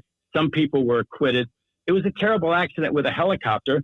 They said that, well, the producer or the director was trying to sort of do it too fast, should have taken more precautions. I get that. You're dealing with a helicopter, right? You're dealing with how fast you do something. But I just don't see where Alec Baldwin himself cut corners or did something that he shouldn't have. I don't see where there's criminal liability. They say it's involuntary, which means that he didn't mean for anybody to get hurt. Somebody did. That's the manslaughter. But the involuntary is a kind of negligence. And I guess some people would say not shaking that every single dummy bullet to make sure it's a dummy bullet. They say he shouldn't have pointed the gun where he pointed the gun, but I believe the director and the cinematographer told him exactly where to point the gun and how to play that scene. And he played the scene the way he was told to play it. And he didn't do anything wrong, except someone, not him, hadn't properly checked that it was a dummy bullet and not a live bullet that had gotten into the gun that he was using in the scene. All right, now I'm down to my last 45 seconds. Give me those 45 seconds on the expunging of impeachment for Donald Trump. One of the things the GOP is talking about, particularly the Trump acolytes, the Matt Gaetzes of the world, the Marjorie Taylor Greens of the world, is we want to really just clean the record of these the show trials that were the impeachment trials of Donald Trump. So I wonder if you could speak to that, and you only have a second to do it, please. Well, this kook squad that was able to twist McCarthy's arm, right, and get all of these committee assignments, which are really madness, the idea of them being on some of these committees, this kook squad, and all of the irrelevant investigations and crazy things they're going to come up with. But one of the other things that they're demanding is to expunge, like Trump were a common criminal who wanted to get a job, at a 7-Eleven. And he didn't want it to show up on his rap sheet, that he had this offense or that offense. The idea of an expungement, I said the other day with Pat Thurston, this is like Stalin trying to erase history. The man was impeached twice. He also had a brilliant trial put on by Adam Schiff, as people will recall, and everyone thought it was brilliant and compelling, except, of course, the Republican senators who were too scared to vote, Trump out of office. And then even the January 6th insurrection, that was the second impeachment, they wouldn't vote 2/3 of them to convict. Some of them did vote to convict him. Remember that, the Republican senators, because their own lives had been held hostage. They had themselves been taken hostage that day. So that got some of them thinking, like McConnell, that, hey, maybe Trump did something very, very wrong that day. But the idea of expunging it is totally symbolic and fanciful, and it doesn't mean anything at all, except, it's symbolic. It's, they're going to love to, bandy that about as though it were real. Trump will be the only president who ever got impeached and tried in the Senate twice.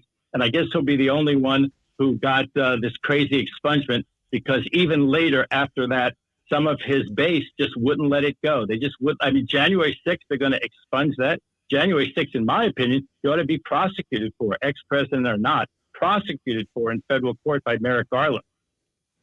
Well, you state the case so well, but I mean, it is because it's not a court of law and you have these people who are politically motivated, you have all of these various political motivations that are leading to various decisions that are being made. But you state the case so well, David. The point is, it's a fool's errand, though. You won't get expungement is the bottom line on it, isn't it? It's all performative.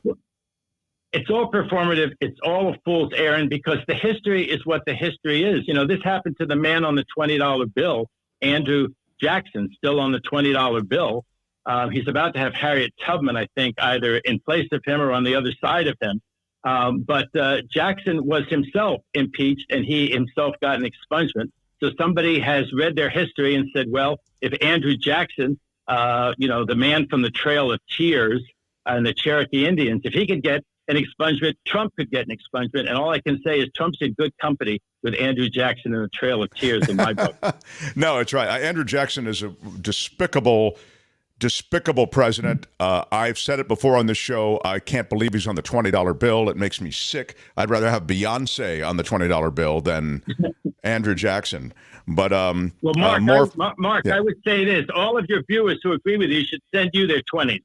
Like the gypsy, right? The gypsy who says, give me your 20, I'll commit it. Send your 20s to Mark Thompson because he was a despicable figure on your bill. That's exactly right. Get rid of those Jacksons. He's the former assistant U.S. attorney. You can see him on Twitter at David Katz Law. He is the great David Katz. Joins us on Thursday. Thank you, David. Great to be with you. All right. Bye-bye, my friend. The Mark Thompson Show. Well, we find ourselves with, again, one of these forks in the road. Kim, who has worked diligently to put newscasts together. And we started David late, though. You saw that, right, Kim? All right. Some things are, I think, more difficult. Yeah. Some things are my fault, is what I was going to say. Some things are just, the way things are. And that's the way it is. Yeah. Yeah. So in this It's case, okay. we couldn't get David on the line till late. Yeah. Then we had all that stuff to talk to him about, and so we are late a little bit. It's all right. So when Belinda joins, now, is Belinda joining today or not? Maybe I'm wrong about this. I thought it was her day. What? This is her. Hope I can join you guys. Okay, yeah. Come on in. Will we send her did we send her the link? Tony, did we send her the link? Did I screw that up? I don't know. I'll tell you. I'll see if I can do it while you're talking. And I can also do a shortened news. The minute I hear her pop in, I can, Yeah, all right. Whoever is producing this thing has no idea what they're doing. Sadly, it is my fault, I think, on this one. I just sent it to her. Done. She should be with us any moment. Okay. We like to on Thursdays talk about the environment and the planet. So we hope to get Belinda on to do that. And we'll do kind of a turbo version. Maybe we could thank a couple people. I'd love to. I'd love to thank some people. How about this one just popped up? Huge in Japan. Yeah. Have a Jackson. Thank you very much. Big Dan actually shout out for the 20. Thank you, Huge in Japan. Really appreciate that. Thank you so much. Yeah, thank you so much. That's really cool of you. I love those impulsive things. I do the same thing. Yeah, you gotta. I'm thinking of changing the way we do the shout outs too. We're still going to do collector shout outs, but when somebody like Huge in Japan just did, like tosses something in, maybe letting them appear on the screen and we can get back to them later, particularly if they're super chats, because sometimes they relate to something we're talking about. Yeah. And I want that to be seen. So instead of like collecting it all at one time. I'm still deciding, but yeah, we're taking a meeting on that for sure. All right. What's the story, Tony? I sent her the link and hope there she is. Right. Oh, here she is. Thanks, Tony. All right. So on Thursdays, we like to talk about news of the planet. The planet Earth.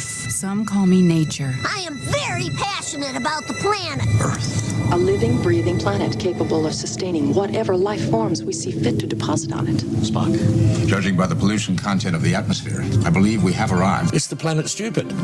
No. It's the planet stupid. Here she is, Belinda Waymouth. Belinda. Sorry about that. I think I didn't send you the link, or someone didn't. I mean, Do you guys love me or what? Yes, we love whoever you they are who didn't send it to you. They should be Good day, sir. Right, let go. I think a spanking is in order, guys. I really do. Wow, that's dirty pots and pans. Well, our time is shortened now. Yeah, and I've got some important stuff to tell you. All right, talk. You go. I'll shut up. Okay. All right. So, hi everybody. It's great to be here. So there was a story that came out this week. It's research out of UC Davis, and I have to say, I love those guys at UCLA. I mean, at the UCs. This is UC Davis, not UCLA, but the UC. And they're Sacramento, right? Exactly. Yeah. Because it's just it's amazing when scientists come up with you know how I always love the the sort of low tech, high impact, and I feel like this is really that. We talk a lot on the show about nuclear, and here we've had these guys who have developed these new solar panels. And what they are going to do is an array will allow farmers to harvest energy from the sun and also grow their crops. So this is a win-win. The arrays they're translucent and they're sort of arranged like a canopy above the crops. And the thing that's really amazing about what they do is, we've talked before on the show how solar uses the blue photons, from visible light. They're the ones with the short, high frequency wavelength, and they sort of give the photovoltaic silicon panels the jolt that creates the electricity. But that's only a small portion of the light, so they're not super efficient. And the thing that's great about these translucent ones is, yes, they're capturing the blue light, with the array that's on top of the crops, but they're allowing the red light, which is the red part of the spectrum, which is what the plants need to still go through, hit the plants. And the red light is kind of the Goldilocks of the photons. It's the right amount of intensity for plants. And it increases their photosynthesizing, their carbon assimilation, while lowering their transpiration, which means they are going to absorb more carbon, grow super well, and not need as much water. And we're going to be producing electricity at the same time. So cool, you right? see in that, you see in that the way technology is changing, even the efficiency and the other aspects beyond just efficiency of some of these alternative energy programs. Yeah. And the thing is, look, our need for land is only increasing. I mean, you and I think are on the same page about this, Mark. We hate how much of grasslands and forests have been cleared to make way, for agriculture and for us. But the fact is, back in 1960, there were 3 billion people on the planet. So around about the time some people on the show were being born, there were only 3 billion of us. Last November, 2022, 8 billion.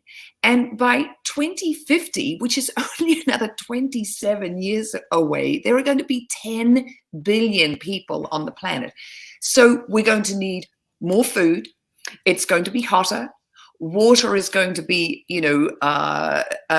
super it's going to be a resource that's going to be, in high demand. So, yeah, exactly. Absolutely. I mean, wars will be fought over it. Yeah. Well, yeah, they already are. This is the thing. We already, they call it blue gold, and yes, wars are already being fought over it. The Nile, people up, stream using too much water. Yes, countries go to war over it. So to have these, to have an agri-voltaic solution, that will make the crops more efficient, use less water. And the other beautiful thing about the shade is the workers who are working and who are harvesting those crops, they will be in the shade, not in that sunlight.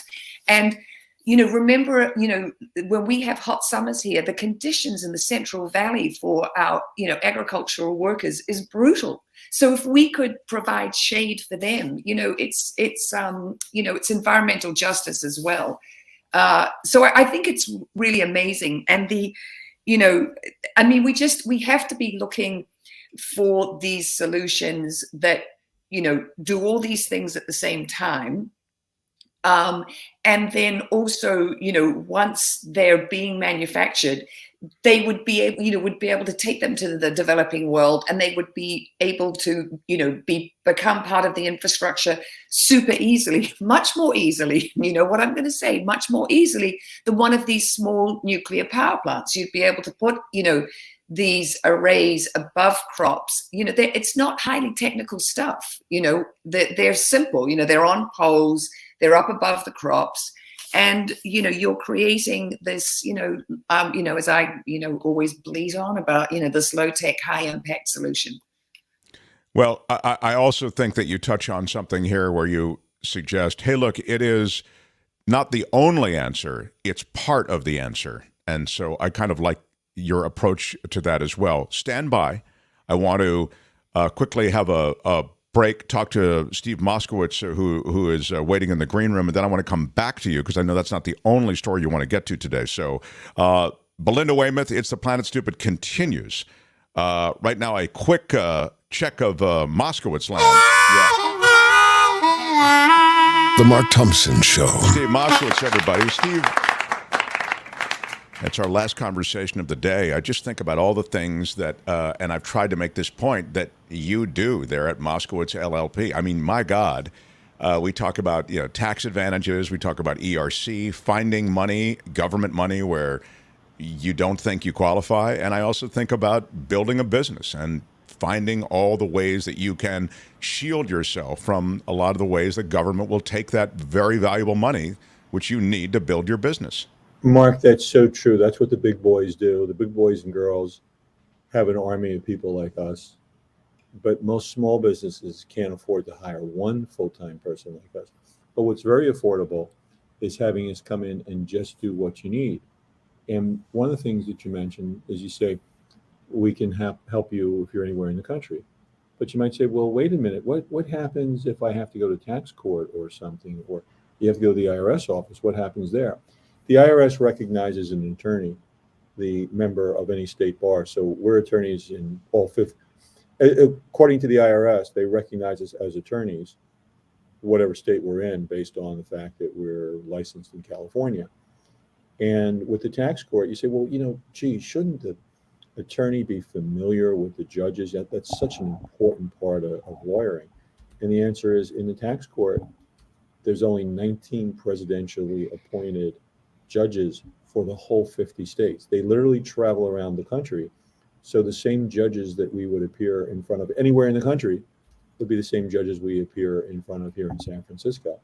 And now with everybody, and before the pandemic, a lot of people were used to, and I was too, came to the office every day in my blue suit and white shirt and shook hands with clients and had paper files. And after the pandemic, we're all on our computers now. And nobody wants to come into an office anymore. The clients don't want to come in. Most people that work in an office don't come in. And that's just the way of our world now. So remotely, it really doesn't matter where you are anymore physically. If you're sitting in front of your computer screen, it doesn't matter if you're in any of the states or a foreign country even. And that's just the way of the world now. I make this point because we are seen all around the world, and we have a lot of viewers and listeners in other states that Steve Moskowitz can help you. And the people at his agency, they can do everything for you that they can do for Californians.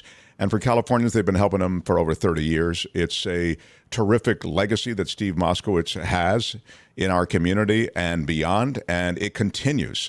So reach him at 888-TAX-DEAL, 888-TAX-DEAL, 888-TAX-DEAL. And you can also reach him online, MoskowitzLLP.com. Again, you've got all those ways to reach him, Moskowitz, MoskowitzLLP.com.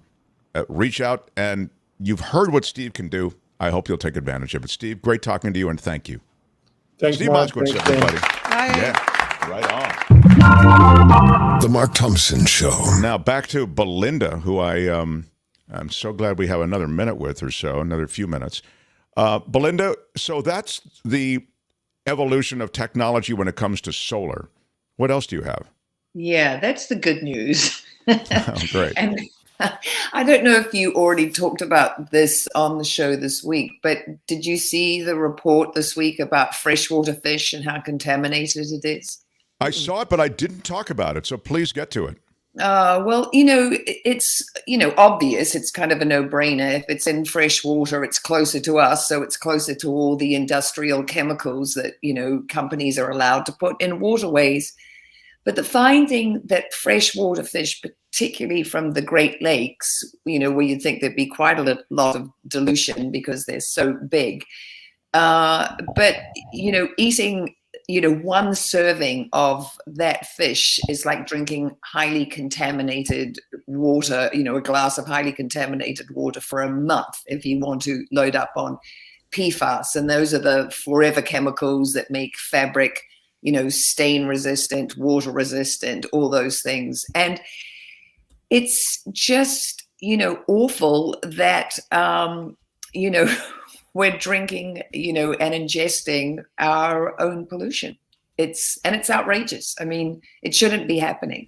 And then it also makes the case for, eating a more plant-based diet as long as, the plants are, grown without, too many chemicals. So it sort of comes back around to the solar panels that we were talking about, earlier, and making crops more efficient, and that would be a kind of thing to do for the planet, than eating, fish, meat, all that stuff. But it's crazy, Mark. It's crazy to me that we, ingest our own plastic waste. We ingest these chemicals. We need tighter regulations, not looser. And, it's awful that we have, a Congress that, is now, in the business of, trying to loosen regulations. Yeah, well, I always say that regulations are protections, particularly in this case. You want to protect the water, protect the air, protect the soil, and this is a classic example of what I've spoken of for years, which is simply, guys, the runoff, the effluents, that goes into our waterways, if it's full of pesticides, those pesticides are in the water. Similarly, if you treat the ocean like an open sewer, you will end up with fish that swim in an open sewer, and you're going to ingest a lot of what they're eating and consuming as well. And similarly, you've talked about these PFAs here, these forever chemicals that are in those nonstick pans and all the rest, that they're everywhere. I mean, literally everywhere. And they're all over in our bodies. They cause cancers and all kinds of other illnesses. And so to find them in the soil, in the air, and in the water is, on the one hand, no surprise, but on the other hand, it should be alarming. So the other thing I would say is that I saw in the chat that somebody said, well, farm fish is the right idea. Let me tell you a little something about farm fish. I'll just do 30 seconds on it because it's really Belinda's platform. But they farm fish the same way they farm your pigs and pork and chickens and fill in the blank. They push them in against each other in super small areas. I'm talking about farm fish, okay? These are farm-grown, farm-fed with all the best whatever. And they now are so crammed in, just like the other four-legged creatures that I described, or two-legged creatures in the case of chicken. And that way they are now what? Consuming their own feces, consuming it's horrible the way they raise these fish. Farm-fed fish or farm-bred fish, no. So you end up with a real problem. You have to start getting clear about how these various creatures are raised. That's why I do favor regulations, protections that specify how these things can go down. Anyway, that's my word about farm fish. Well, one of the things, and here, Mark, and I get it. I'm not for this, sort of industrial scale raising of animals. Wrong. And the farmed fish, I mean, they're clearing mangrove swamps all over, Asia to put in shrimp farms. And I'm like, you need those mangroves. They're a huge carbon sink, and they're the first line of defense against storms and bad weather, so to, take that ecosystem out. And also, it's where, they're when fish are born, they start out often in the mangroves, and then they migrate out to the coral reef to reach maturity before they go into the open ocean. So, yeah, there's a huge. I like in the comment, I liked farmed tofu. The thing that they found with the freshwater fish, that actually some freshwater fish that's farmed is less toxic than the ones found in the Great Lakes, because the farmers who are raising those fish are actually using, water from the aquifers to do it. So that is sort of an ironic twist. But where can I find the information as to where my fish are farmed?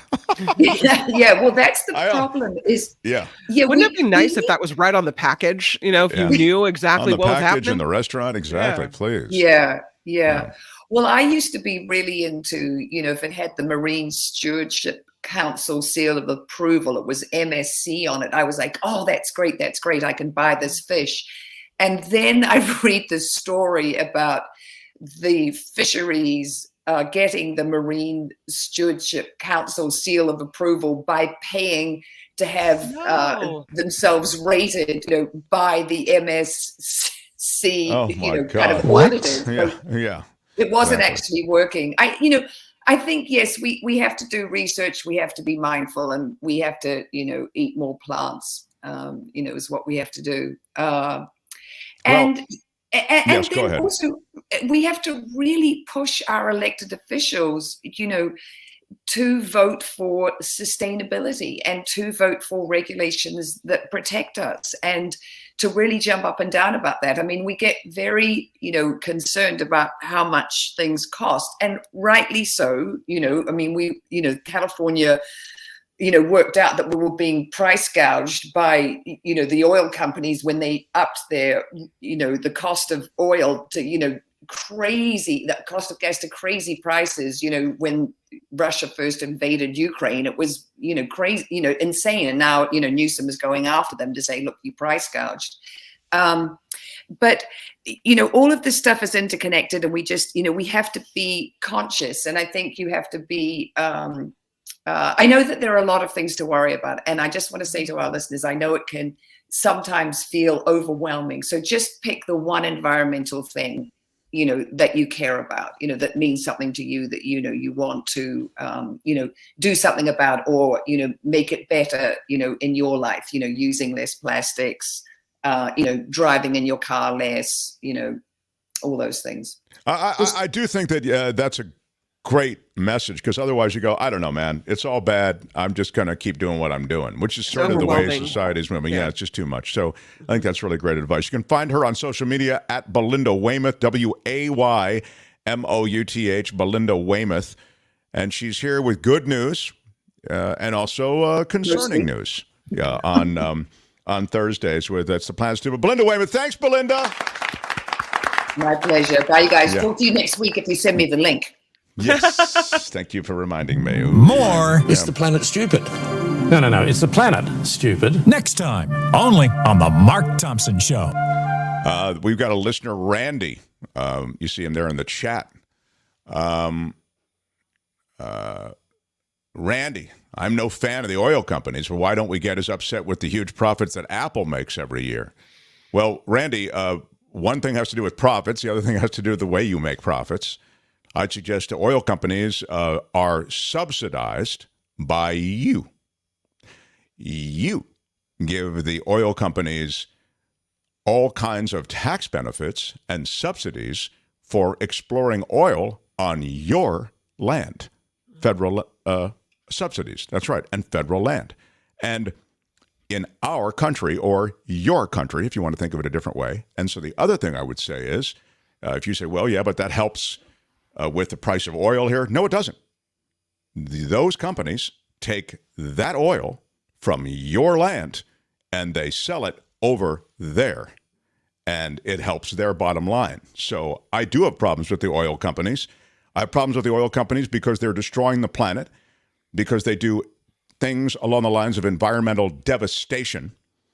They reap huge financial rewards, and they pay no price for it. In fact, as I say, they are subsidized. So You can take the Belinda's thing off. Yeah, thank you. So I do have a problem with that. But Randy, you're a very smart guy. You sent me some stuff, and I'm going to next week get into the Bay Area regulations looking to affect the way natural gas water heaters and furnaces are sold, and the way natural gas is going to be handled in the next decade. I will get into that. I got your pieces, and we have a certain agenda, but we will get to that, and that's not until March. A lot of those changes to vote doesn't come for another month or so I will get to that, but I thank you. And I thank all of you who have sent me stuff. It really is stuff that I look at. I pay attention to everything you say, and I try to integrate those aspects of your takes on things that I can. So thank you for all of that. I do appreciate it. Yeah. The Mark Thompson Show. What do we have still to do today, Tony? Anything? I think we're good. Oh my gosh. And it's 12:01. I could tell you what's coming up on the Nikki Maduro show, which will start when I go over there. Please do. Speaking of the environment and toxic stuff, have you ever had that Simply brand, Simply orange juice? Simply? No. Okay, well, it's S-I-M-P-L-Y? Yeah, S-I-M-P-L-Y. No. You probably noticed. I simply have not. You simply have never done so. Yeah. Well, good for you, because the supposedly all-natural Simply orange juice apparently has toxic PFAS levels in it. Wow. We're going to talk what we've about been talking that. about. What? Yes, well, it's, yeah. Did you hear that Marie Osmond says she's leaving her children nothing? Wow. You get nothing. Man. Nothing. I love that. So and that's a very, we'll talk about You get nothing. Yeah. Should you leave your kids something, or is it doing them a disservice? So we'll talk about that. And Clark Reed is going to come back and talk more tech. And I'm not sure if you know Mark Curtis. He was for years an anchor on KTVU. He's going to join us. He now lives on the East Coast. He's a political commentator and writer, and he will talk to us about politics. So that is all coming up next. You have a lot of stuff coming up. I can't believe it. Yeah. I mean, how do they let you talk about all that stuff? I'm not allowed to talk about all that stuff. I don't know. I want to thank Tony for stepping up today in more ways than we could ever imagine. He'd have to. Thanks, Tony. Yeah. You got David Katz on the line. That was pretty cool. David talked about the Alec Baldwin thing, if you missed it. He also talked about Trump and the expungement of impeachment charges. He also spoke of, a lot of the Supreme Court case on guns. We got to all of that. We had a great first hour with Jefferson Graham. You can go back and check that out. Give us a thumbs up. If you haven't yet, go to themarkthompsonshow.com and you can become a patron, or you can become a PayPal contributor. We list you all tomorrow. Tomorrow also, it's Friday Fabulous Florida. Oh my God, it's going to be a great show. I'm Cheryl Stevens for the Mark Thompson Show. It's going to be great. Bye-bye. I'm so excited about tomorrow, and I'm going to go watch Kim on Nikki's channel right now. Until tomorrow, thanks everybody.